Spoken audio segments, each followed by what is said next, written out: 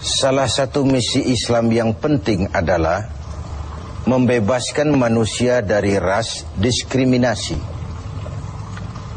mengikat manusia dengan ikatan akidah bahwa dari manapun orang datang, apapun warna kulitnya, dan dari suku apapun ia dilahirkan, kalau akidahnya sama, itulah saudara kita.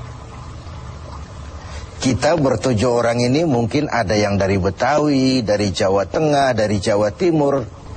Tapi di sini kita merasa kita adalah satu. Apa yang mengikat kita? Akidah. Ternyata ikatan akidah itu jauh lebih kuat daripada ikatan darah sekalipun. Islam membebaskan manusia dari ras diskriminasi. Dan Rasul mengajarkan, innallaha la yanzuru ila suwarikum wala ila amwalikum walakin yanzuru ila qulubikum wa a'malikum. Allah itu tidak melihat potonganmu, Allah tidak melihat hartamu, yang Allah lihat adalah hatimu dan amal perbuatanmu. Kemudian satu-satunya yang menyebabkan manusia lebih tinggi dari yang lain adalah ketakwaannya kepada Allah. Sehingga dalam Al-Quran dijelaskan, inna akramakum indallahi atqakum, yang paling mulia di antara kamu dalam pandangan Allah adalah yang paling bertakwa kepadanya. Nah, kita tahu binatang saja harganya nggak sama kan.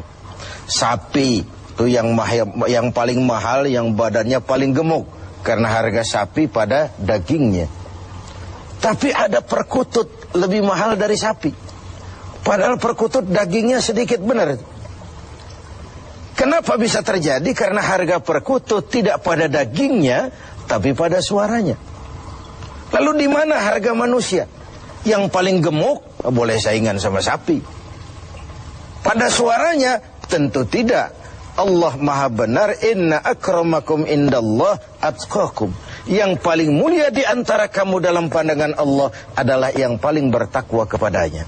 Nah, tujuan disyariatkannya pelaksanaan ibadah puasa, tujuan kita semua diperintahkan melaksanakan ibadah puasa, pada penghujung ayat 183 Al-Baqarah jelas, la'allakum tattaqun, agar dengan puasa yang kamu kerjakan itu kamu menjadi orang yang bertakwa kepada Allah Subhanahu wa ta'ala. Jadi puasa yang benar harus mengantarkan pelaksananya mencapai maqam, mencapai tingkatan yang disebut ketakwaan itu tadi. Nah, ini pantai yang mau kita tuju dalam melaksanakan ibadah puasa. Jadi puasa berhasil apabila ia mengantar pelaksananya menjadi orang yang semakin bertakwa kepada Allah Subhanahu wa ta'ala. Dengan kata lain, sebenarnya Ramadan ini 1 bulan untuk menghadapi 11 bulan sesudahnya. 1 bulan untuk menghadapi 11 bulan sesudahnya. Di sanalah cerminan ketakwaan itu nanti akan nampak. Sebelum kita lanjutkan berbicara tentang takwa ini, barangkali di antara adik-adik kita yang hadir ada yang akan mengajukan pertanyaan di seputar ketakwaan ini. Dipersilakan. Ada? Ya, silakan. Assalamualaikum warahmatullahi wabarakatuh. Assalamualaikum. Saya mau nanya ini Pak Kiai, kalau orang yang bertakwa itu apakah mengalami skeptis dalam menghadapi kehidupannya? Ya. Demikian. Apakah orang yang bertakwa itu lalu skeptis dalam menjalani kehidupan? Kira-kira gitu maksudnya. Iya. Saya ingin menyatakan bahwa lebih dahulu bahwa sekarang ini banyak orang menggunakan kalimat agama untuk maksud yang tidak sama dengan maksud agama. Lalu terjadi pergeseran nilai. Misalnya yang secara umum kita sudah salah kaprah. Orang meninggal biasanya dikatakan telah berpulang ke rahmatullah. Rahmatullah itu kan artinya rahmatnya Allah, kasih sayang Allah, dan itu artinya sorga. Nah, kira-kira kalau koruptor mati, apa iya pulang ke rahmatullah itu? Kita kan sudah menggunakan kamuflase, kalimat yang tidak sama dengan maksudnya itu. Demikian juga kalimat takwa ini. Kalau kita kembali kepada pengertian takwa yang didefinisikan para ulama, takwa itu adalah kemampuan, mengerahkan kemampuan maksimal untuk melaksanakan apa yang diperintah Allah dan menjauhi yang dilarangnya. Itulah takwa itu. Dengan demikian sekaligus jawaban bahwa orang yang takwa tidak skeptis. Tidak, kalau takwa itu ndelohom, nggak kerja, dagang berhenti, tidak cari nafkah, diam aja di rumah, nunggu keajaiban. Bukan itu takwa itu. Takwa juga tidak terkait dengan pakaian. Ini kan aksesoris pakaian ini. Apalagi sekarang aksesoris, apa kalau saya pakai serban saya lebih takwa dari saudara? Belum tentu. Sekarang ini aksesoris juga sudah kacau. Rocker saja pakai gamis. Ini kan sudah kerancuan aksesoris. Jadi sama sekali itu tidak terkait. Dengan demikian orang yang takwa bukan orang yang skeptis. Dia malah harus orang yang optimis menghadapi kehidupan. Karena sesungguhnya yang namanya takwa, kemampuan melaksanakan yang diperintah, kemampuan menjauhi yang dilarang olehnya. Nah, ini sebuah gambaran bahwa disitulah harga manusia itu. Pada kemampuannya menjadi pelaksana yang diperintah Allah dan meninggalkan apa yang dilarangnya. Sehingga kalimat ini kita dudukan, kan ini takwa ini pun sudah jadi lalap di mulut bangsa kita ini. Pejabat kalau dilantik bertakwa, bertakwa, bertakwa. Habis dilantik jabat takwa ngalor dia ngidul. Nggak sinkron, nggak ketemu ujung-ujungnya itu. Nah, baik, saya kembali. Jadi jawabannya, orang yang bertakwa bukan orang yang skeptis, tapi orang yang malah rajin berusaha, giat bekerja, karena dia tahu takwa itu kemampuan melaksanakan yang diperintah, kemampuan menjauhi yang dilarang. Nah, ini sudah cerminan dari usaha manusia. Yang diperintah Allah itu bukan cuma sholat, zakat, puasa, dan haji. Mencari nafkah, menghidupi anak istri, itu perintah Allah. Nggak pantas orang takwa lalu skeptis, nunggu keajaiban. Itu kan ciri zaman susah. Biasanya kalau zaman lagi susah itu dukunnya laris, dongeng tentang harta karun merebak di mana-mana. Udah susah orang diajak ngelamun aja. Lalu cerita tentang melipat gandakan uang muncul di mana-mana. Nabi palsu gentayangan, aliran-aliran aneh muncul di mana-mana. Itu biasanya kalau zaman sedang susah, yang kayak begitu tuh jadi fenomena dalam kehidupan.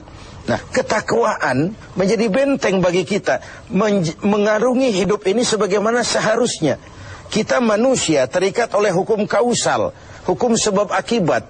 Kalau begini, ya begitu. Kalau haus, ya mesti minum. Kalau sakit, ya mesti ke dokter. Itu orang yang takwa. Bukan, sudahlah penyakit datang dari Allah, serahin kepada Allah, nanti sembuh sendiri. Enggak. Bahwa nanti sembuh sendiri Allah menghendaki itu soal lain. Tapi sebagai manusia yang bertakwa, kita tetap harus wajib berusaha. Tidak boleh ndelohom, nggelenggam ayam-ayam menunggu keajaiban. Tidak. Nah, ini pola dasarnya. Nah, baik, sekarang saya kembali kepada takwa itu sendiri. Sudah saya jelaskan bahwa takwa melaksanakan yang diperintah, menjauhi semua yang dilarang. Nah, bagaimana puasa ini membentuk pribadi yang bertakwa? Kita pinjam huruf-huruf takwa itu ya. Ta, qaf, waw, dan ya. Huruf ta, kata Imam Qushairi, simbol daripada sifat tawadu. Orang yang bertakwa adalah orang yang rendah hati. Dia berusaha, ya. Dia bekerja maksimal, memang. Tapi dia sadar bahwa semampu yang dia lakukan adalah berusaha dan berusaha. Kepastian itu haknya Allah. Nah, ini bedanya kita dengan yang lain. Kepastian itu hak Allah. Yang kerja saja belum tentu dapat, apalagi yang nggak kerja. Kira-kira logikanya begitu. Sama dengan kalau orang bilang, lo sholat juga belum tentu masuk surga. Ada suka orang usil. Iya, yang sholat saja belum tentu masuk surga, apalagi yang nggak sholat. Kan begitu logikanya. Orang yang bertakwa itu dia terpacu. Nah, timbul sifat tawadu, rendah hati, dibentuk oleh pelaksanaan ibadah puasa ini. Kenapa? Puasa ini kan, ya Allah, baru sehari nggak terkena makan, nggak terkena minum, sudah begini lemah rasanya diri. Lalu apa yang mau disombongkan di hadapan Allah? Nah, timbul sikap rendah hati. Ini mentalitas takwa. Dia bekerja, dia berusaha, dia gunakan teknologi canggih, dia pakai manajemen yang paling modern, dia pakai tenaga yang profesional, tapi di balik itu dia sadar betul, kepastian cuma hak Allah. Maka usahanya selalu diiringi dengan doa. Agar keberhasilan tidak membuat dia lupa diri, kegagalan tidak membuat dia putus asa. Inilah nikmatnya takwa itu.